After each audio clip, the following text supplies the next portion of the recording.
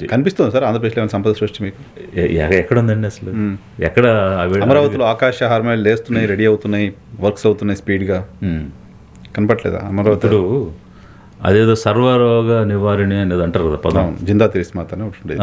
అంటే దేనికైనా మందు ఇదే. దగ్గు జలుబు ఏమన్నా సరే ఆంధ్రప్రదేశ్లో ఏ విషయం తీసుకున్నా ఏమిటి మందు అంటే అమరావతి. సో అమరావతి నిర్మాణం జరిగితే సర్వరోగాలు నివారణ అయిపోతాయి. ఇప్పుడు ఒక వెలుగొండ ప్రాజెక్టు ఎప్పుడో 83లో స్టార్ట్ చేసిన తెలుగు గంగ ప్రాజెక్టు, లేకపోతే రాయలసీమ లిఫ్ట్ ఇరిగేషను, ఇలా ఉత్తరాంధ్ర సుజల స్రవంతి, ఇలా అనేక రకాల గాలేరు నగరి, పోలవరం, నవ్వు దట్ ఏటీఎం పోలవరం అంటే మోడీ గారు చెప్పారు కదా.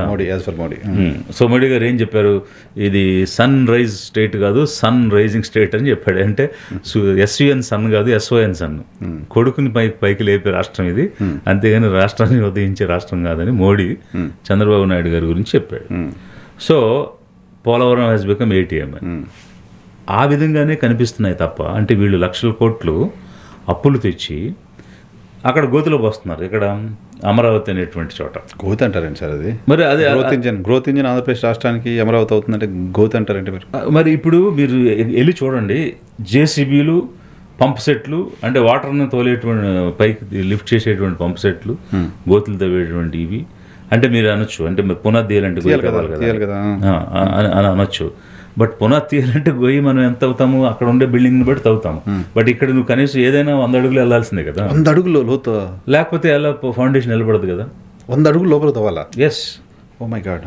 పైల్స్ ఫౌండేషన్ లాంటిది వేసుకోవాలన్నా, రాఫ్ట్ ఫౌండేషన్ వేయాలన్నా, ఇప్పుడు అక్కడ నీకు 2 మార్గాలు. అయితే రాఫ్ట్ ఫౌండేషన్ వేయాలి. రాఫ్ట్ ఫౌండేషన్ అంటే ఎంత లెక్కైతే మనం బిల్డింగ్ కడుతున్నామో అంతా కాంక్రీట్తో నింపాలి, ఒక ప్లేట్ లాగా క్రియేట్ చేయాలి, లేదా పైల్స్ ఫౌండేషన్ వేయాలి. సో ఇప్పుడు మీకు కనీసం ఒక 50 to 80% ఎక్స్ట్రా కాస్ట్ అవుద్ది బయట కట్టే బిల్డింగ్కి దీనికి. అవునా? 50% పైన, మోర్ దెన్ 50% కాస్ట్ అవుద్ది.